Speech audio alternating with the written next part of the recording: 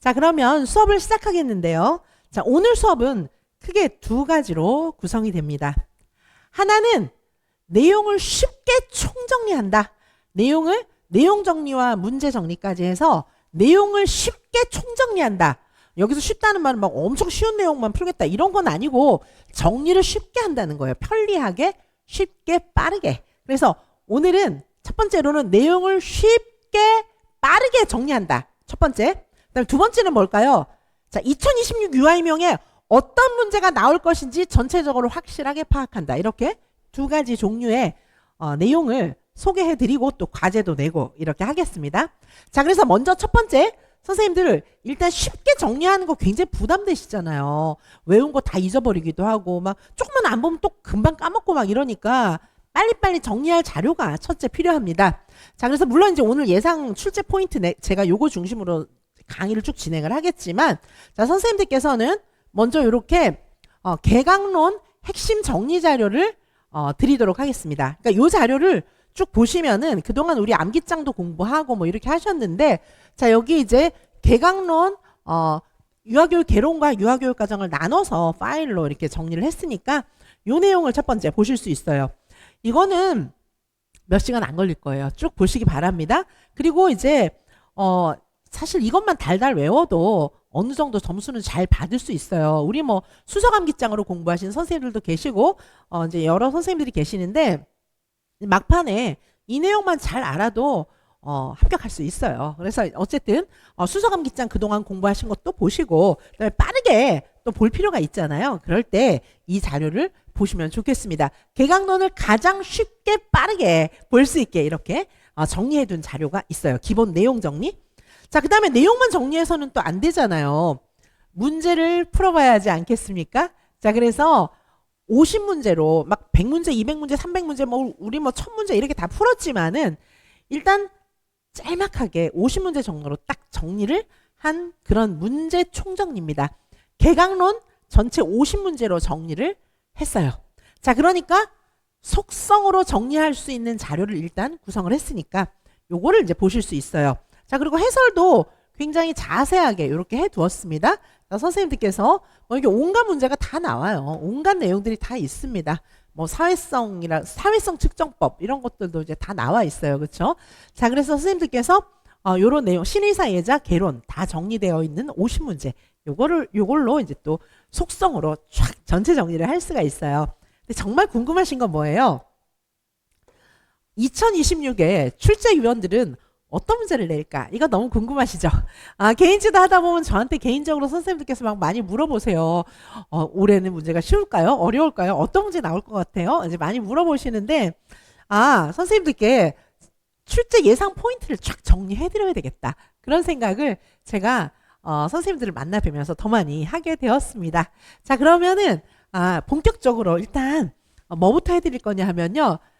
이제 개론부터 개론, 신의사 예자 쭉 나눠가지고 출제 예상 포인트 정리를 했고, 그 다음에 이것만 정리해드리면 또 이제 선생님들이 이해를 잘 못하시거든요. 자, 그리고 매칭해서 이렇게 간략한 문제 형태로, 자, 오늘은 간략한 문제 형태로 해드릴 거예요. 그리고 이제 다음 회차에서는 실전 모의고사 진짜 실전 형태의 문제를 쭉 드릴 겁니다. 오늘은 전체를 정리하는데 포커스가 있습니다. 자, 그래서 요 내용을 이제 보도록 할게요. 자, 먼저는 2026 예상 출제 포인트 궁금하시죠? 이거부터 보도록 하겠습니다. 자, 순서는 먼저 사실은 강론으로 가야 선생님들이 막 신나게 아주 호구나 막 달릴 텐데 순서적으로 이제 개론부터이기 때문에 개론부터 다루도록 하겠습니다. 어떻게 볼 거냐 하면요. 출제 예상 포인트 정리 자료를 조금 보고 그 다음에 문제 형태로 다시 암기사항을 문제 형태로 다시 쭉 서술해 놓은 거 매칭해서 이렇게 보도록 할게요. 자료는 두 세트입니다. 출제 예상 포인트 정리 자료, 출제 예상 포인트를 서술형 문제로 만든 거 이렇게 두 세트가 나가는데 두 개를 같이 보시면 완벽 정리가 되실 거예요. 그리고 다음 주에는 실전형 문제를 푼다. 이렇게 생각하시면 됩니다. 자, 그러면 먼저 2026 예상 출제 포인트. 자, 놀이부터 보실까요? 자, 요거는 간단해요. 간단하게 정리를 해가지고 몇 페이지 되지도 않아요. 19페이지밖에 안 되니까 보는 거 너무 쉬우실 거예요. 자, 그럼 먼저 놀이입니다. 자, 우리 2019 개정 놀이과정의 놀이는 두 가지 놀이가 있어요. 자유놀이. 그 다음에 좀 구조화된 놀이. 구조화된 놀이는 사실은 어떻게 합니까? 놀이 일상생활 활동으로 많이 이제 처리를 하죠. 자, 이해 가십니까? 이제 그런 내용이 담겨져 있는 겁니다. 자, 놀이의 본질은 보통은 내적 동기에 의해서 자발적으로 이루어지는 그런 놀이를 말해요. 자유놀이를 말하는데, 자, 그래서 지금 2019 개정놀이과정의 놀이는 굉장히 내적 동기에 의한 자유놀이를 얘기를 하고, 이 자유놀이를 막 잘하면 어떻게 돼요? 아이들의 인지적 탐색 능력, 자기조절, 사회적 상호작용, 정서표현, 창의성 이런 것들이 다 발달하잖아요. 자, 그런데 지금 2019 개정 놀이과정에서는 자유놀이만 얘기하고 있는 것은 아니고 자유놀이와 함께 구조화된 놀이, 뭐 요것도 이제 중요한 거예요. 구조화된 놀이는 뭐 활동이다. 뭐 이렇게 이제 보실 수 있거든요. 자, 그래서 2019 개정 놀이과정의 출제 포인트 뭡니까? 자, 출제 포인트 첫 번째로는 자유놀이와 구조화된 놀이, 즉 활동 수업 이런 거 있잖아요. 교사가 아이들의 놀이에서부터 출발해서 놀이로 다시 돌아가는 활동 수업 있잖아요. 이 두 유형의 놀이는 두 유형이 있다는 거죠. 자유놀이, 그 다음에 구조화된 놀이. 이렇게 두 유형이 있는데 어떤 하나만 이것만 해야 돼 이런 건 아니라는 거예요. 2019 개정 놀이과정도 무르익었잖아요. 자, 그래서 이 두 유형의 장단점, 그 다음에 균형적 운영 방안을 묻는 서술형 문항은 충분히 나올 수 있다는 겁니다. 자, 물론 지문에선 사례를 주겠죠. 요거 사례로 지문화되어 있는 문제들 이런 것들은 이제 2회차 실전 모의고사로 풀어나갈 겁니다. 자, 그래서 두 유형의 장단점과 균형적 운영 방안, 여기서 이제 교사의 발문을 물어볼 수도 있고, 그 다음에 이런 상황에서 어떻게 수업을 할 건지를 물어볼 수도 있습니다. 자, 그리고 놀이라고 하는 것은 굉장히 중요한 치료적 접근이 있어요. 뭐 애들 막 이제 정신적으로 진짜 심각한 문제가 있는 애들을 놀이 치료하고 그런 치료를 말하는 거는 아니고요. 그런 치료도 물론 있을 수 있어요. 특수교육이라든지 이런 데서. 근데 그것뿐 아니라 정신분석 이론 학자들 같은 경우에는 감정 정화라든가 뭐 이런 놀이 자체가 가지는 치료적 의미를 얘기하잖아요. 그러니까 놀이의 성장적인 측면, 치료적인 측면 이런 부분들을 충분히 선생님들께서는 알고 계셔야 하는데, 예를 들면은 정서 조절, 놀이를 통해서 정서 조절, 감정 정화 이런 거 된다는 거죠. 그리고 표현 능력, 관계 회복, 또래나 친구하고 같이 이제 관계를 맺어가면서 신뢰가 회복될 수 있는 이런 측면이 있다는 것입니다. 자, 그리고 또 뭐가 중요할까요? 놀이 중심의 통합교육. 여기서는 이제 물론 통합교육은 장애 통합도 있고 연령 통합도 있지만 신의사 예자 통합, 이런 통합, 여러 가지 의미의 통합이 있습니다. 자, 놀이를 통해서 5가지 영역 이런 것들이 통합적으로 경험된다는 거예요. 자, 교사의 역할은, 자, 여기서 교사의 역할이 무엇이냐? 자, 이런 거 시험 문제에 맨날 나오죠. 사례를 제시해 놓고 여기서 교사의 역할이 무엇이냐? 근데 그 사례를 잘 읽어보면은 지문에 뭐가 포인트로 들어가 있습니까? 신의사 예자 통합에서 교사는 어떤 역할을 해줘야 되냐? 이런 거 많이 물어봅니다. 논술에서도 교육과정에서도 충분히 나올 수 있습니다. 놀이는 너무 중요하잖아요. 2019 개정 놀이과정이 놀이 중심 교육과정이기 때문이에요. 자, 교사의 역할. 자, 통합교육, 신의사 예자 통합. 아이들이 놀이하면서 통합적으로 배우잖아요. 그게 2019 개정 놀이과정의 방향 아니겠습니까? 놀이의 맥락 속에서 학습이 자연스럽게 일어나도록 비계를 우리는 제공해 주는 게 굉장히 중요한 교사의 역할이에요. 자, 놀이와 배움의 연속성을 확보할 수 있도록 도와줘야 되는데, 여기서 이제 발문이 들어갈 수도 있고 교사가 어떤 지원을 해줘야 되나, 지원이 들어갈 수도 있겠습니다. 자, 그 다음에 놀이 평가. 어떤 평가가 있어요? 사실 평가 방법은 일화 기록, 사건 표지, 포트폴리오, 사진, 영상 기록, 다양한 그런 평가가 있는데, 여기서 뭡니까? 과정 중심의 평가라는 거죠. 2019 개정 놀이과정에서는 과정 중심의 평가고, 여기서 교사의 역할은 뭡니까?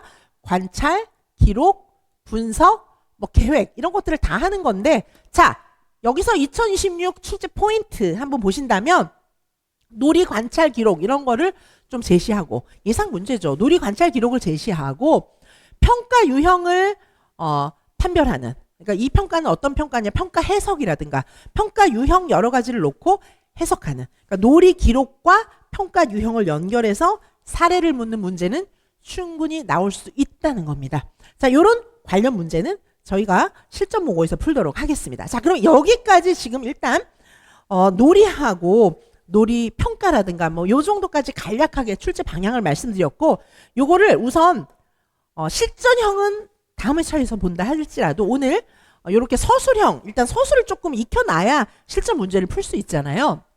서술형으로 간략하게 정리해 보도록 하시겠습니다. 자, 서술형 암기사항 정리. 요거는 총 55문제를 정리했어요. 55문제를. 자, 개론부터 시작해서 강론 끝까지 55문제를 정리했습니다. 자, 출제 예상 포인트. 우리는 어떻게 서술할 수 있을 것인지 한번 보도록 하시겠습니다. 자, 자유놀이와 구조화된 놀이의 장단점. 여기서 구조화된 놀이는 교사의 활동, 교사가 계획한 활동 중심의 수업 이렇게 생각할 수 있습니다. 비교하고 두 유형을 균형 있게 운영하는 게 사실은 2019 개정 놀이과정의 방향이에요.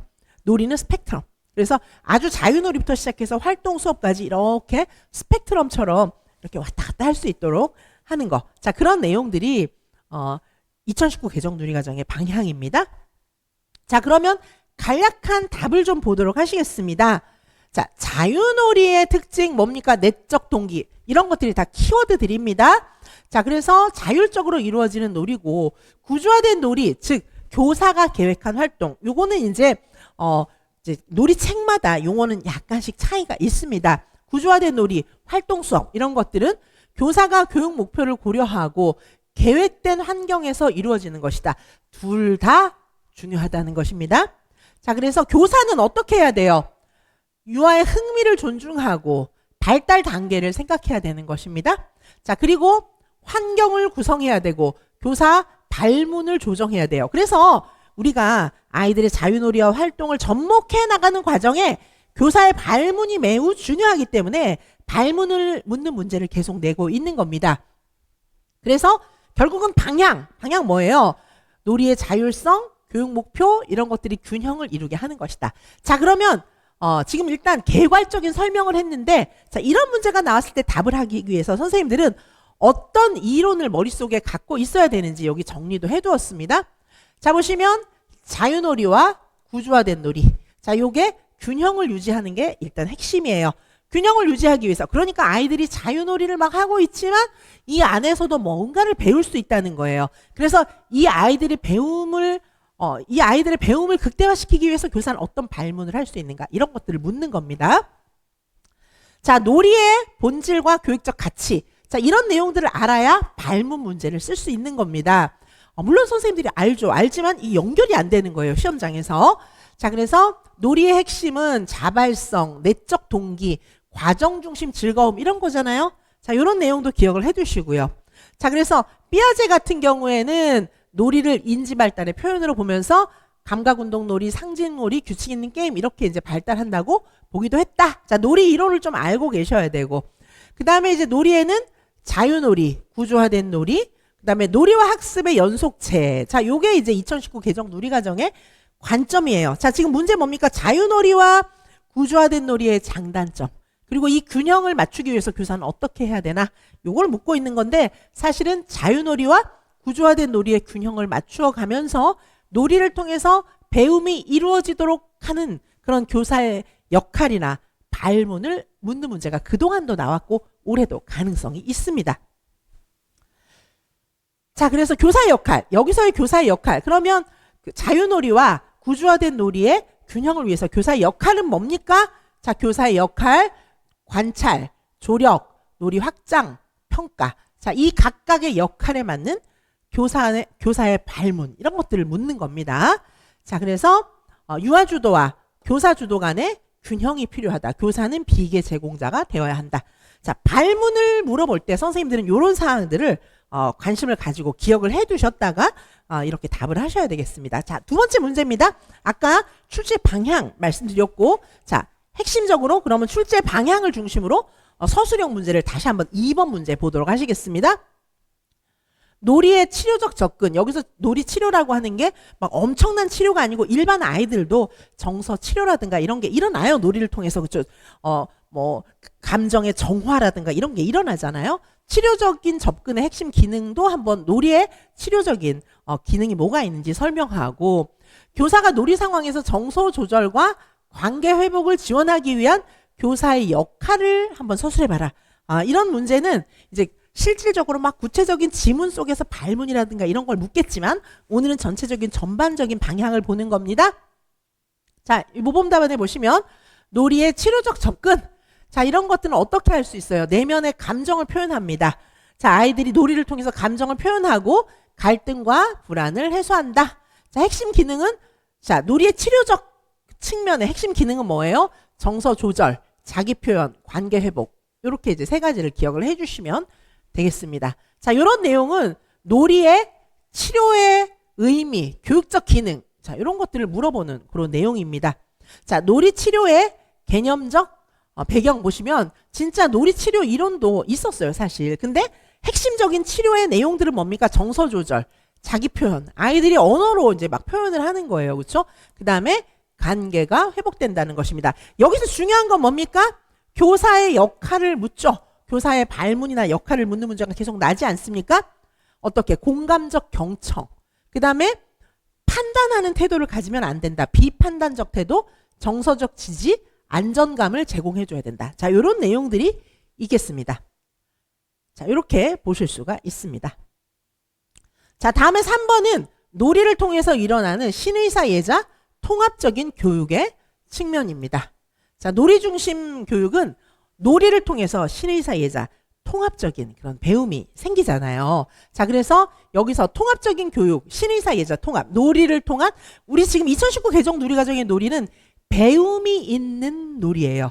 자, 그래서 아이들이 놀이하는 장면이 계속 지문에 다 나오고, 그 중에 유아가 하는 말, 교사의 말, 이런 거 밑줄 그어놓고 이 안에 어떤 배움이 녹아 있는지를 많이 물어봐요.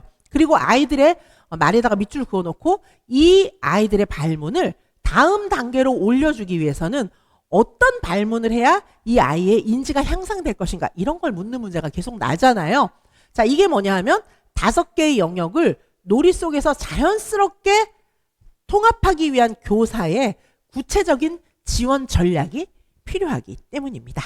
자, 그러면 여기 3번 통합교육에 대한 신의사 예자, 아이들의 놀이 상황 속에서 신의사 예자 통합적인 발전을 가져오기 위한 교사의 지원 전략부터는 잠시 후에 계속 설명해 드리도록 하겠습니다.